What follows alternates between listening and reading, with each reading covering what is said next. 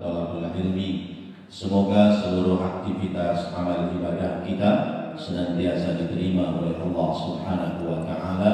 Amin ya Allah ya rabbal alamin. Salawat dan iring salam kita haturkan kepada junjungan kita baginda Nabi Muhammad sallallahu alaihi wasallam, para keluarga, para sahabat dan para pengikutnya sekalian.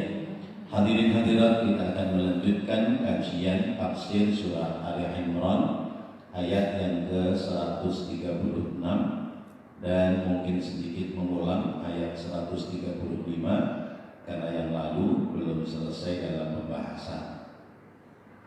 Diawali dari ulaika jazaohum maghfiratun min rabbihim. Sebelumnya mari kita berdoa mohon kepada Allah, semoga Allah memberikan kita ilmu yang bermanfaat serta dapat kita amalkan dalam kehidupan kita sehari-hari. Bismillahirrahmanirrahim. La ilaha illallah. La ilaha illallah. Astaghfirullah. Allahumma salli wa sallim ala sayyidina Muhammadin wa ala ali sayyidina Muhammad.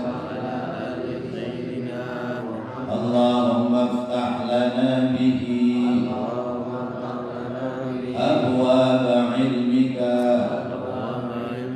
kama fatahtaha ala anbiya'ika wa ulamaika al-mutaqaddimina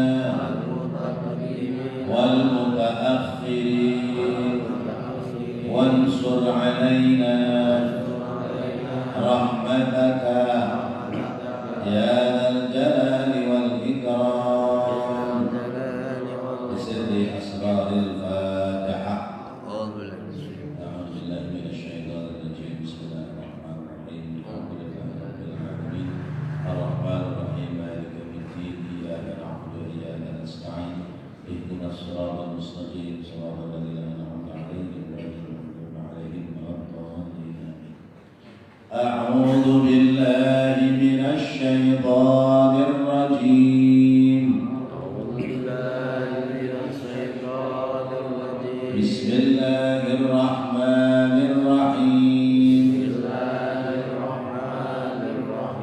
Ulaika yang demikian itu jazaohum balasan bagi mereka maghfiratun berupa ampunan mir rabbihim dari Tuhan mereka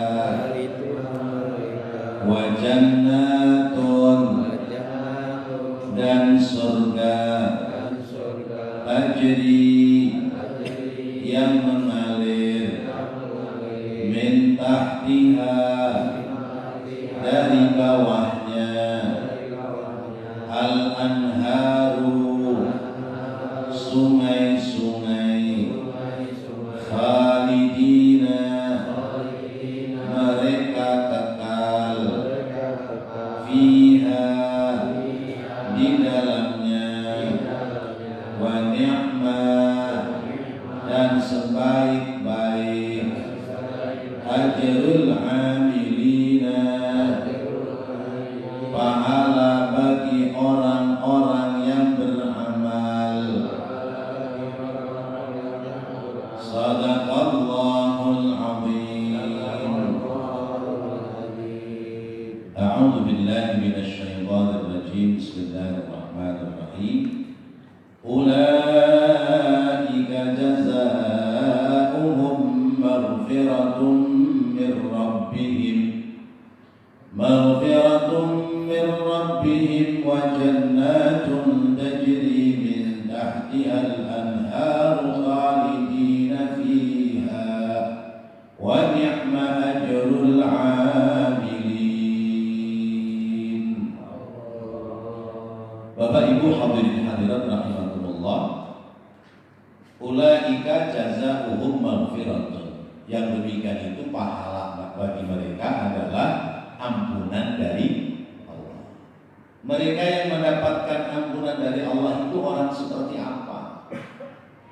Maka harus mengulang kembali ayat yang sebelumnya, yaitu orang yang fa'alu fahishatan aw zalamu anfusahum dzakarullaha fastaghfiru lidzunubihim. Orang yang mendapatkan balasan maghfirah, orang yang mendapatkan balasan ampunan Allah, mereka adalah orang-orang yang berbuat keji, orang-orang yang menganiaya dirinya dengan perilaku perbuatan dosa, lalu ingat kepada Allah dan bermohon ampun kepada Allah atas dosa mereka. Jadi yang dibalas lewat ampunan adalah orang yang berbuat dosa lalu kemudian bertaubat, mohon ampun kepada Allah. Sesudah itu lam yusirru ala ma fa'alu, mereka tidak lagi mengulangi apa yang telah diperbuat. Nah, orang-orang yang seperti itu mendapatkan maghfirah, ampunan. Dan ampunan ini yang sangat diharapkan oleh hamba. Karena tanpa ampunan Allah, kita tidak akan bisa meraih martabat yang tinggi di sisi Allah. Tanpa ampunan Allah, kita tidak akan mampu meraih derajat yang tinggi, derajat yang mulia di sisi Allah Subhanahu wa Ta'ala. Kenapa? Karena kita setiap hamba ini pasti pernah melakukan perbuatan dosa. Nah, dosa itu yang lalu sudah kita sampaikan, fa'alu fahishatan aw zalamu anfusahum. Sebagian mufassir, ahli tafsir menyampaikan bahwa yang dimaksud dengan fa'alu fahishatan adalah melakukan perbuatan dosa yang berkait dengan orang lain, namanya perbuatan keji. Mencuri, menipu, berbohong, berzina, itu namanya dosa, sebutannya adalah fahsya, perbuatan keji yang berkait dengan orang lain. Kalau kita mencuri, berarti dosa kita kepada Allah karena perbuatan mencuri adalah larangan. Lalu kemudian yang kedua, kita menyalahi orang lain. Itu namanya fahisha. Yang lalu kita sampaikan,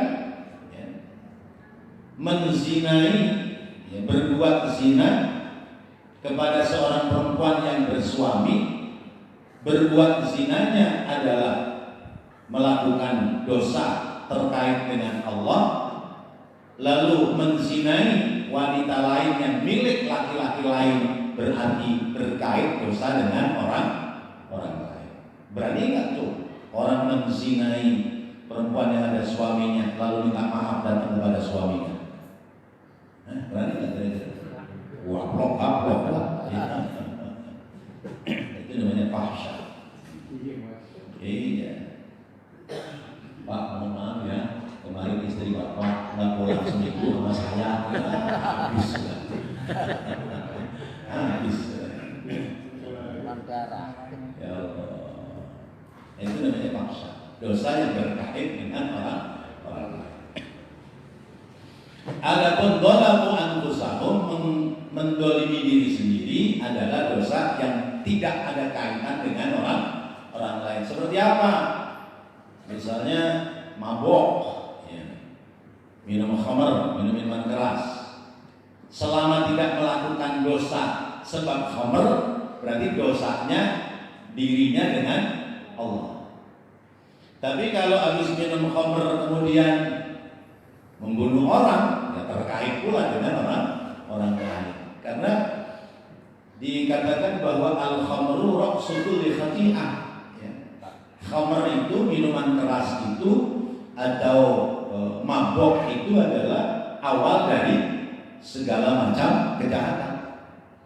Ya, seperti pernah saya ceritakan, ada anak muda ini didatangi oleh perempuan nakal, lalu kemudian disandera oleh perempuan nakal, diajak untuk berzina. Ada 3 pekerjaan yang ditawarkan. Apakah kamu mau menzinai saya, atau kamu mau membunuh anak kecil ini, atau kamu mau minum minuman keras? Dipikir yang paling ringan adalah minuman keras. Sudahlah, daripada dosanya berkait dengan orang lain, saya minum minuman keras saja. Akhirnya disediai air yang warnanya kayak kecap, kental coklat begitu, segelas. Minum itu, nggak biasa minum, akhirnya mabok. Begitu mabok, itu perempuan buka baju, akhirnya berbuat zina. Berbuat zina. Begitu selesai berbuat zina, dia sadar di situ ada anak kecil. Wah, bisa bahaya. Kalau nggak dibunuh nanti bisa jadi saksi. Akhirnya dibunuh. Tuh, masya Allah. Itu gara-gara minuman keras, gara-gara mabok. Maka al-khamru ra'su kulli khati'ah. Mabok, minuman keras itu awal dari segala macam masalah. Makanya kalau ada di kampung ini orang yang jualan minuman keras, ya, kalau dinasihatin dilarang nggak mau, suruh bikin pernyataan.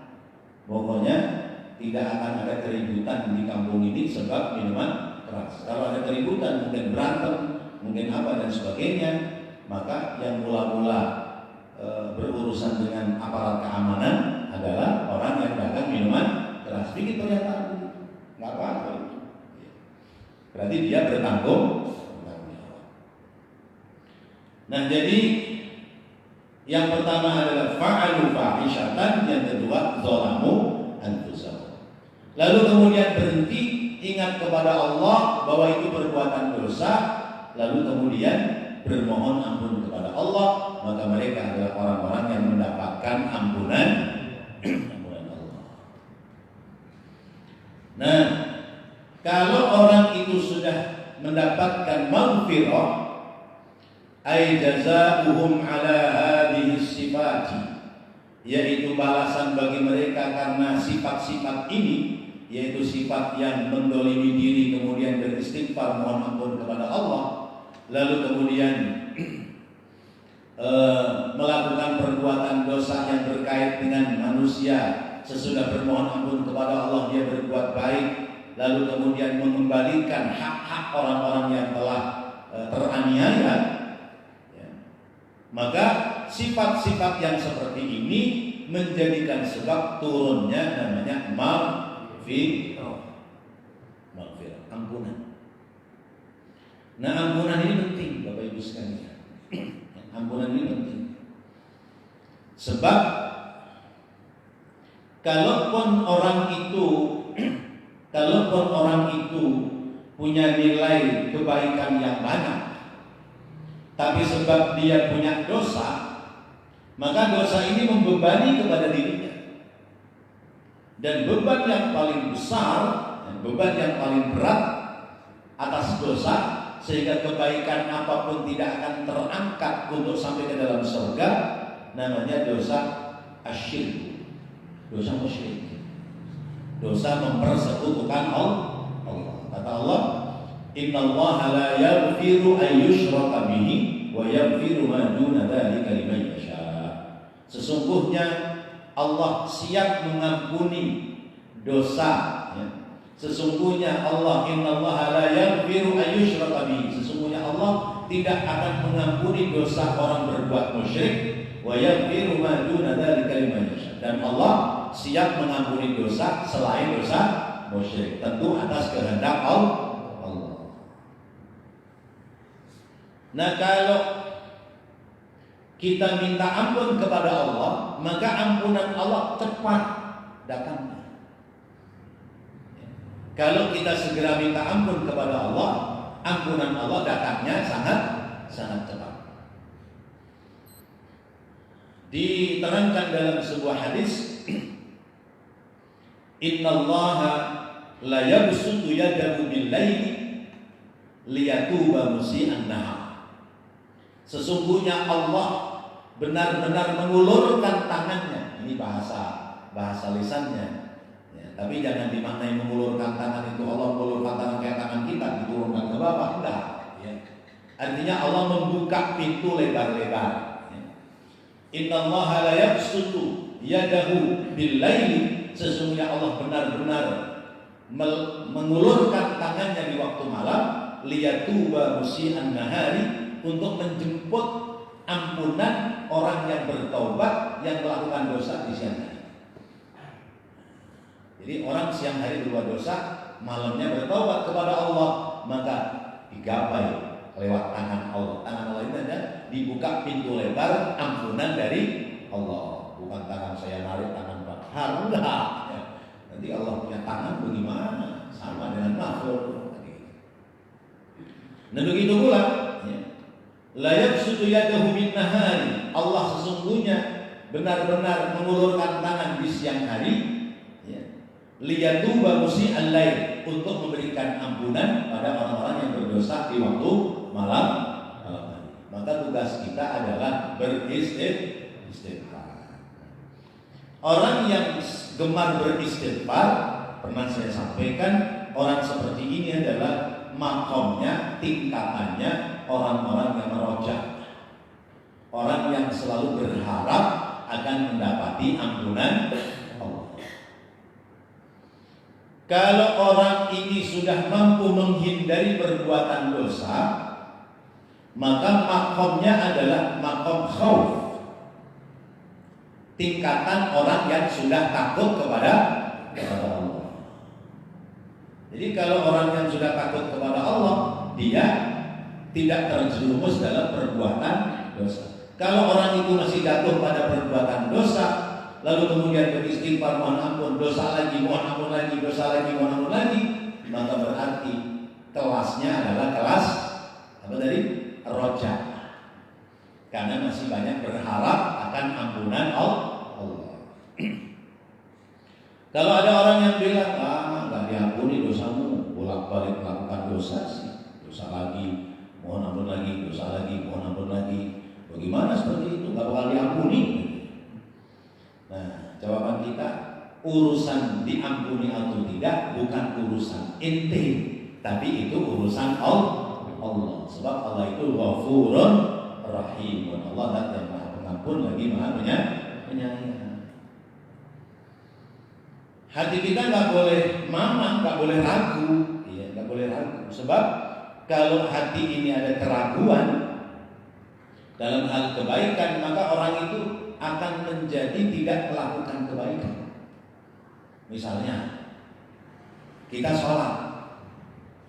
Dalam pekerjaan sholat itu kita kadang-kadang suka dihantui dengan perasaan, ya Allah, sholat kita diterima apa enggak? Diterima apa enggak?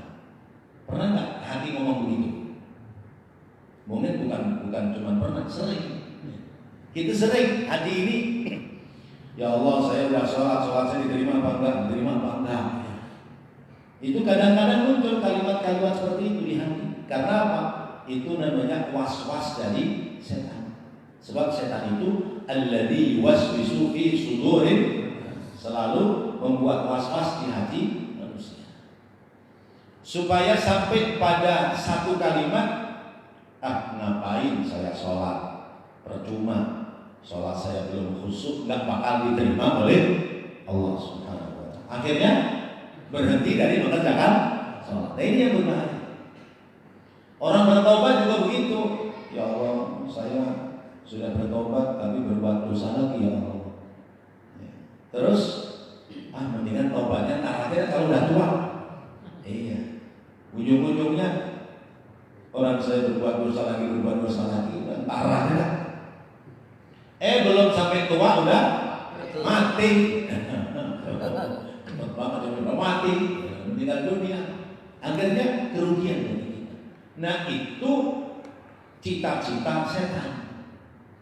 Kalau orang dibilangin udah lu nggak usah tobat, tobatnya taruh kalau sudah tua. Kalau orang itu kemudian tetap dalam dosa lalu tidak bertobat kepada Allah, kata setan, yes, gue menang. Setan bilang begitu, gue menang nih, menang gue. Tapi kalau berbuat dosa, bertaubat, berbuat dosa, bertaubat, setan menangis. Setan menangis. Kenapa? Karena yang lalu telah saya sampaikan bahwa setan itu telah bersumpah di hadapan Allah, wa izzatika wa jalalika, demi kemuliaan dan kekuasaanmu ya Allah, aku bersumpah untuk menggoda hamba-hambamu selama nyawanya masih ada di badannya. Itu sumpah setan begitu. Makanya jangan kira orang sudah tua tak berbuat dosa. Orang sudah tua dosa-dosa aja. Bahkan kadang-kadang yang tua itu suka kadang-kadang bayangannya ya suka tinggi. Ya saya pernah silaturahim kepada seseorang yang saya anggap umurnya sudah jauh di atas saya. Di ruangan kamarnya itu isinya gambar-gambar artis yang ada di kalender. Saya bingung ya Allah, orang udah tua ini ya di kamarnya itu, di ruangan kamarnya ya, karena memang kontrakan sih, kontrakan kecil gitu. Ya, saya sih nggak sengaja karena kebetulan mau numpang kencing dan lewat tuh ruang kamarnya ke belakang sedikit. Gambarnya artis-artis yang iklan sepeda motor, iklan lebih. Masya Allah, hati-hati, ya gambarnya begini. Ini semangat modernya hati-hati ini. Masya Allah. Ya barangkali itu suudzon saya, buruk sangka saya. Tapi ya bagaimana kalau buruk sangka, gambarnya kayak begitu. Ya. Coba kalau gambarnya misalnya kalender yang tulisannya ayat kursi atau kaligrafi Islam, itu mungkin kita nggak suudzon. Ya orang lahiriahnya gambarnya begitu, tuh yang model celana dalam yang pakai ikatan tali kanan kiri kalau digigit anjing tuh. Saya pernah lihat kalender model begitu. Ya Allah. Masya Allah. Nah jadi kadang begitu. Karena apa? Gerakan setan itu terus-menerus seperti itu. Tetapi janji Allah, wa izzati wa jalali, demi ya, kekuasaanku dan keperkasaanku, aku akan memberikan ampunan kepada hambaku malam yughadir, selama nafasnya belum sampai di tenggorokan. Alhamdulillah. Jadi selama nafas kita belum tersengal-sengal di leher, belum tersengal-sengal di tenggorokan, kalau kita bertobat mohon ampun kepada Allah, pasti dosa kita diampuni oleh Allah Subhanahu wa taala. Tugas kita mohon ampun kepada Allah. Karena apa?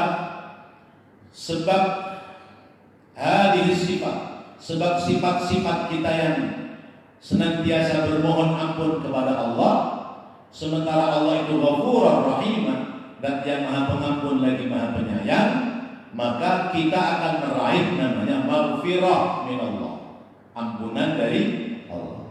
Nah orang kalau sudah mendapati ampunan Allah berarti tidak lagi punya dosa. Kalau orang sudah tidak punya dosa, sekalipun pahalanya sedikit, kira-kira besok di akhirat tempatnya di mana? Emperan. Iya. Jadi orang ini nggak punya dosa, tapi pahalanya sedikit banget. Pahalanya itu cuma ya pernah ngasih roti yang anak kecil. Dia lagi makan roti, ini anak kecil ngerengek-rengek, dia minta roti sama mamanya atau bapaknya. Lalu kata dia, udah deh nih, secuil ya, separuh ya buat kamu ya. Itu kebaikannya cuma itu. Ya. Dosanya lebihnya banyak. Orang preman, ya. Preman kan dosanya banyak. Lakukan ini dan sebagainya. Tapi kemudian bertaubat, memperbaiki diri, lalu kebaikannya hanya segitu tuh. Kalau dia mati, dia mendapatkan ampunan Allah, besok di akhiratnya gimana? Surga atau neraka? Surga. Iya. Jawab kita terserah Allah. Mau ditaruh di surga terserah Allah, mau ditaruh neraka juga terserah Allah. Tapi kalau karena kita sedang membahas tentang maghfirah, orang yang mendapatkan maghfirah itu tempatnya jannah, tempatnya adalah surga, maka berarti dia akan sampai ke dalam surga sekalipun kebaikannya baru secuil roti yang dikasih yang mana kecil. Misalnya begitu. Apalagi kemudian kebaikannya banyak. Ya. Makanya kan wa amma man khaffat mawazinuhu fahuwa fi 'aishatin radiyah wa amma man thaqulat mawazinuhu fahuwa fi 'aishatin radiyah wa amma man khaffat mawazinuhu fa ummuhu hawiyah wa ma adraka ma hiya narun. Siapa orang yang berat timbangan amal baiknya, ringan timbangan buruknya, maka dia hidupnya radiyah, senang, ya, ditempatkan di tempat yang senang. Artinya apa?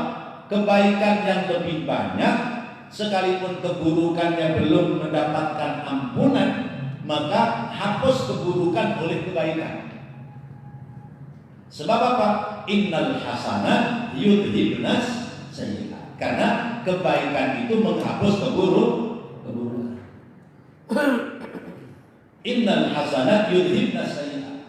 Sesungguhnya kebaikan itu menghapus keburukan. Maka kata Allah, kata Rasulullah, wa atbi'il hasan wa atbi'is sayyi'atal hasanata tamhuha.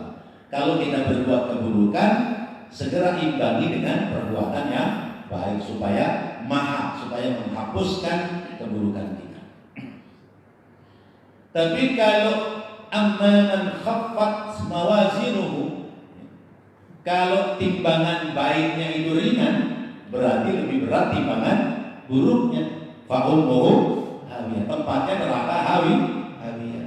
Belum bertaubat, dosanya banyak, kebaikannya sedikit, maka dia nyemplung ke dalam neraka hawiyah. Tapi kalau pahalanya sedikit tapi keburukannya nol, berarti timbangannya berat mana coba? Ya, keburukannya nol, berarti lebih berat pada timbangan baik. Sekalipun kebaikannya cuma satu, maka tetap dia aisyatin radiyah, dia orang yang hidupnya senang.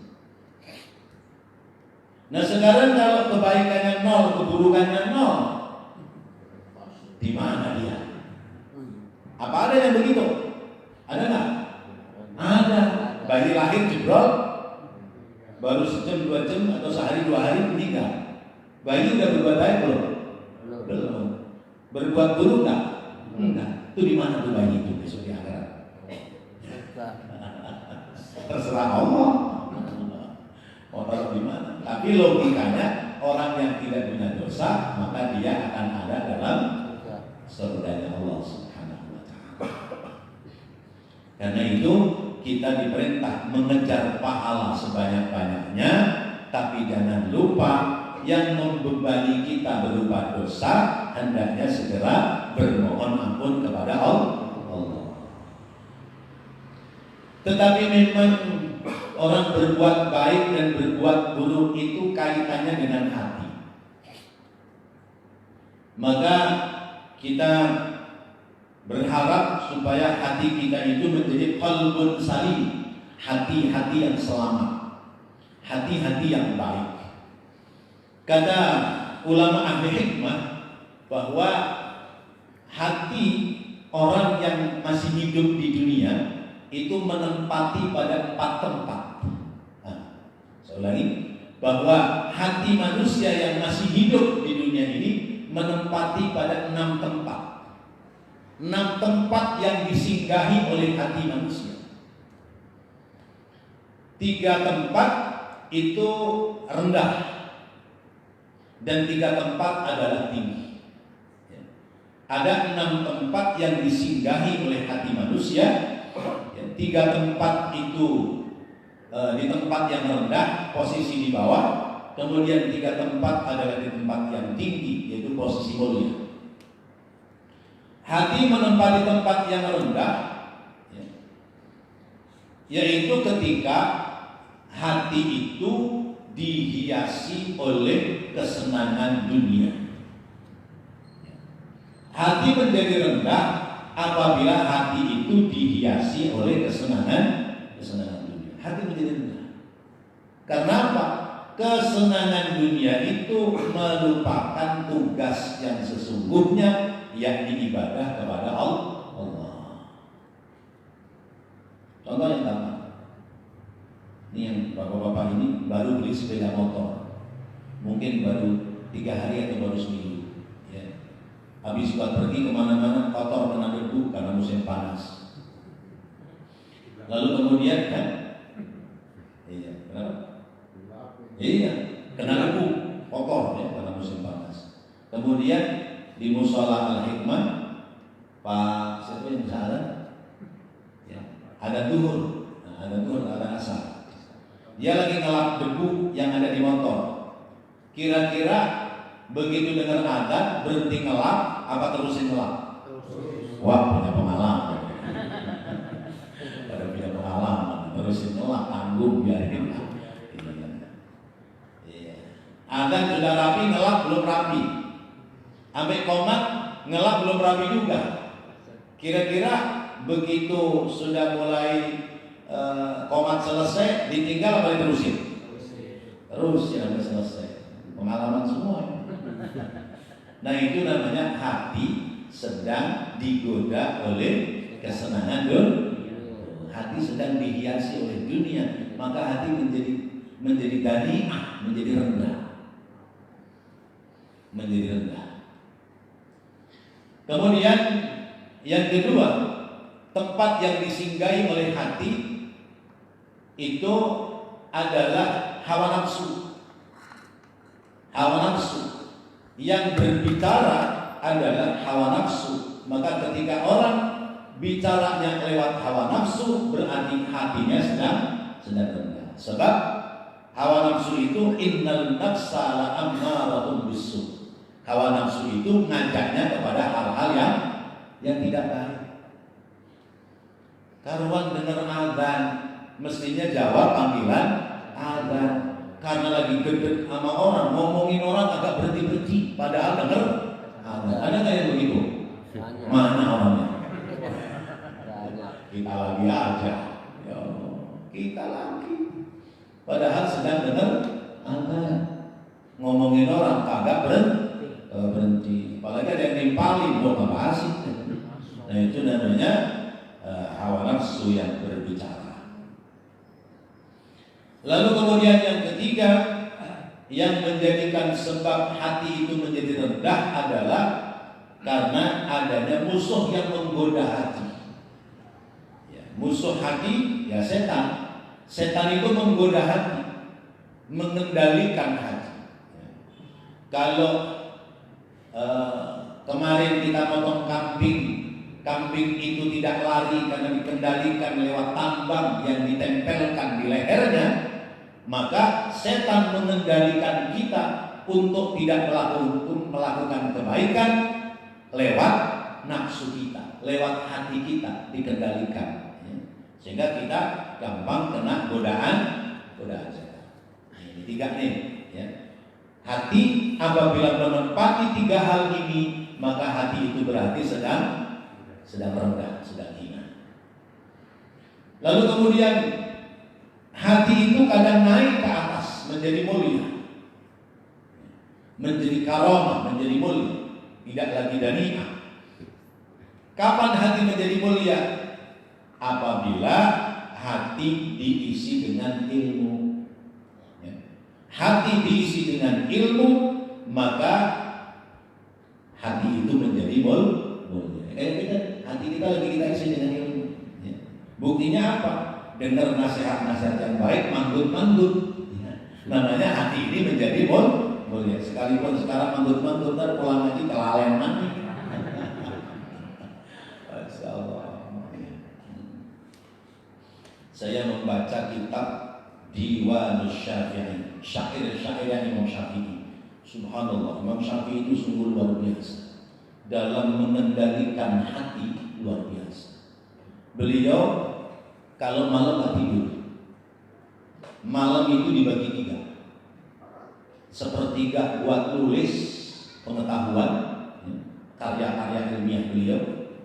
Sepertiganya lagi buat ibadah, buat sholat. Kemudian sepertiga yang kedua itu buat menghafal karya-karya yang akan ditulis. Sepertiganya lagi buat sholat. Umur beliau itu kalau saya nggak lupa 54 tahun sudah wafat, meninggal dunia. Ya. Beliau nggak pernah tidur itu sudah kurang lebih 30 tahun. Kalau malam berbeda.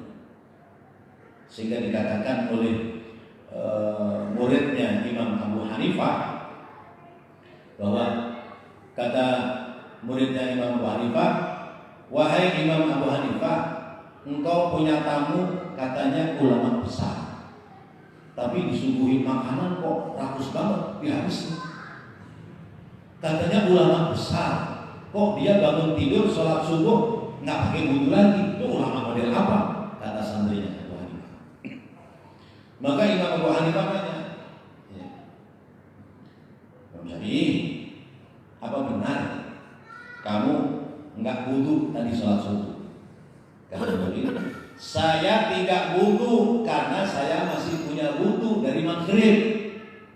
Coba Pak, dari maghrib ke subuh nggak batal. Berarti tidurnya Imam Syafi'i tidur badan tapi matanya tidak tidur. Dan kenapa itu subuh dihabisin semua? Ini makanan di rumah guru saya Imam Abu Hanifah adalah makanan yang halal. Karena makanan yang halal, makanan halal itu mengandung berkah, maka saya habisin makanan. Begitu soalnya. Iya. Satu biji, satu upo makanan pun nggak saya tinggal. Satu biji dari beras nasi pun nggak saya tinggal. Kenapa? Karena ini makanan halal, dihabiskan menjadi berkah. Itu yang diperbuat oleh Imam Syafi'i. Nah itu namanya orang hatinya terisi dengan ilmu, maka dia menjadi orang yang mulia. Kemudian yang kedua, orang yang hatinya mulia, hatinya di atas, itu karena dibimbing oleh akal sehatnya. Orang yang akalnya sehat, hatinya menjadi mulia. Kemudian yang ketiga, orang itu hatinya menjadi mulia karena dia senantiasa ta'abbud, senantiasa menghambakan diri hanya kepada Allah Subhanahu wa ta'ala.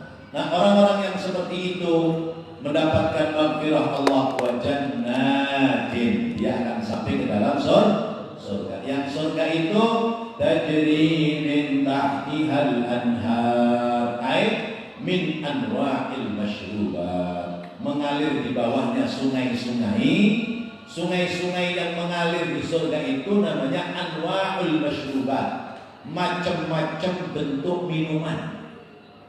Jadi itu sungai, satu dalur sungai susu, satu dalur sungai madu, satu dalur sungai arak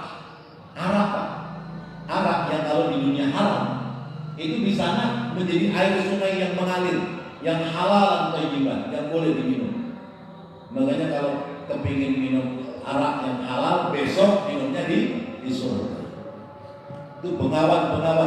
Makna jannatun tajri min tahtiha anhar, surga yang di bawahnya mengalir sungai-sungai, itu artinya min anwa'il masyrubat, dari macam-macam segala minuman. Khalidina fiha, selamanya kekal ada di dalam surga. Kalau di kita kan Bapak minumannya cuma satu doang, air bening.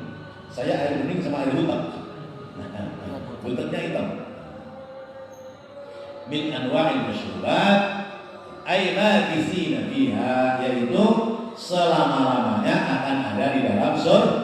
Dan itu adalah senikmat-nikmatnya pahala bagi orang-orang yang amilin, orang yang mengamalkan orang yang melakukan amal ibadah.